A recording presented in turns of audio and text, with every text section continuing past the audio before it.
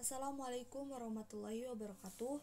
Perkenalkan, saya Fitria Sintiani dari kelas 2F PJKR STKIP Pasundan, NPM 2052052. Pada kesempatan kali ini, saya akan mempresentasikan mengenai mata kuliah kurikulum dan pembelajaran yang berjudul Prinsip Pengembangan Kurikulum. Poin yang pertama yaitu prinsip pengembangan kurikulum. Pengembangan kurikulum adalah istilah yang komprehensif. Di dalamnya mencakup perencanaan, penerapan, dan evaluasi. Perencanaan kurikulum adalah langkah awal membangun kurikulum. Ketika mengerjakan kurikulum, membuat keputusan dan mengambil tindakan. Tindakan itu untuk menghasilkan perencanaan yang akan digunakan oleh guru dan peserta didik. Prinsip-prinsip yang akan digunakan dalam kegiatan pengembangan kurikulum pada dasarnya merupakan kaidah-kaidah atau hukum yang akan menjiwai suatu kurikulum. Dalam pengembangan kurikulum dapat menggunakan prinsip-prinsip yang telah berkembang dalam kehidupan sehari-hari atau justru menciptakan sendiri prinsip-prinsip baru. Selanjutnya, Sukma Dinata pada tahun 1997 mengungkapkan prinsip-prinsip pengembangan kurikulum yang dibagi ke dalam dua kelompok. Yang pertama yaitu prinsip umum dan yang kedua prinsip khusus. Prinsip umum mencakup relevansi, fleksibilitas, kontinuitas, praktis, dan efektivitas. Yang kedua, prinsip-prinsip khusus mencakup prinsip berkenaan dengan tujuan pendidikan, prinsip berkenaan dengan pemilihan isi pendidikan, prinsip berkenaan dengan proses belajar mengajar, prinsip berkenaan dengan pemilihan media dan alat pelajaran, dan prinsip berkenaan dengan pemilihan kegiatan penilaian. Selanjutnya, sedangkan Asep Henry Hernawan dan kawan-kawan tahun 2002 mengemukakan 5 prinsip dalam pengembangan kurikulum, yakni yang pertama prinsip relevansi, lalu prinsip fleksibilitas, prinsip kontinuitas, prinsip efisiensi, prinsip efektivitas. Prinsip relevansi secara internal bahwa kurikulum memiliki relevansi di antara komponen kurikulum yang mencakup tujuan, bahan, strategi, organisasi, dan evaluasi. Sedangkan secara eksternal bahwa komponen-komponen tersebut memiliki relevansi dengan tuntutan ilmu pengetahuan dan teknologi, tuntutan dan potensi peserta didik, serta tuntutan dan kebutuhan perkembangan masyarakat. Yang kedua, prinsip fleksibilitas. Dalam pengembangan kurikulum diusahakan agar yang dihasilkan memiliki sifat luas, lentur, dan fleksibel dalam pelaksanaannya. Yang ketiga, prinsip kontinuitas, yakni adanya kesinambungan dalam kurikulum, baik secara vertikal maupun horizontal, baik yang di dalam kelas antar jenjang pendidikan maupun antar jenjang pendidikan dengan jenis pekerjaan.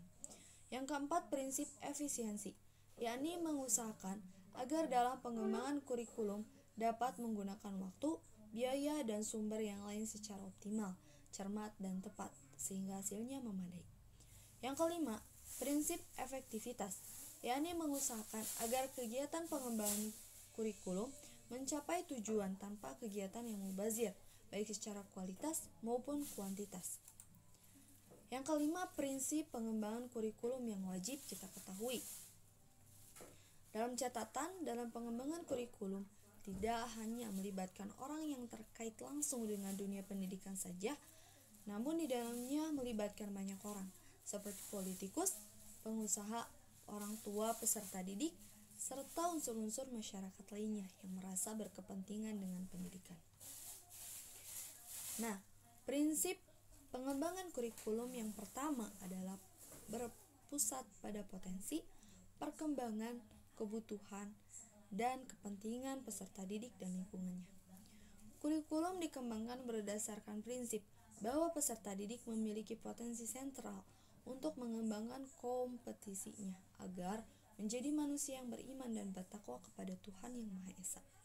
Untuk mendukung hal itu, pengembangan kompetensi peserta didik disesuaikan dengan potensi, perkembangan, kebutuhan, dan kepentingan peserta didik serta tuntutan lingkungan. Yang kedua dari prinsip pengembangan kurikulum adalah kurikulum dikembangkan dengan memperhatikan keragaman karakteristik peserta didik, kondisi daerah, dan jenjang, serta jenis pendidikan tanpa membedakan agama, suku, budaya, dan adat istiadat serta status sosial dan genre.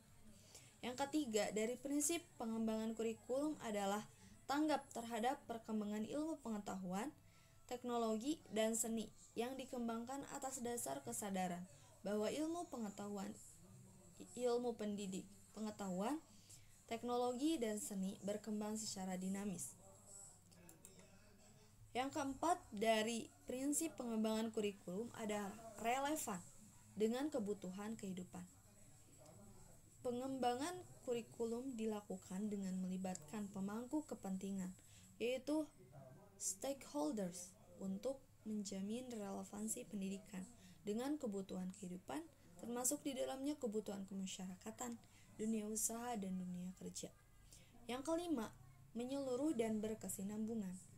Substansi kurikulum mencakup keseluruhan dimensi kompetensi, bidang kajian keilmuan, dan mata pelajaran yang direncanakan dan disajikan secara berkesinambungan antar semua jenjang pendidikan. Yang keenam yaitu belajar sepanjang hayat. Kurikulum diarahkan kepada proses pengembangan, pembudayaan, dan pemberdayaan peserta didik sepanjang hayat. Kurikulum mencerminkan keterkaitan antar unsur-unsur pendidikan formal, informal, dan non-formal dengan memperhatikan kondisi dan tuntutan lingkungan yang selalu berkembang serta arah pengembangan manusia seutuhnya. Yang ketujuh yaitu seimbang antara kepentingan nasional dan kepentingan daerah. Kepentingan nasional dan daerah harus saling mengisi dan memberdayakan sejalan dengan moto Bhinneka Tunggal Ika dalam kerangka Negara Kesatuan Republik Indonesia. Mungkin sekian yang dapat saya sampaikan. Mohon maaf apabila ada kesalahan. Wassalamualaikum warahmatullahi wabarakatuh.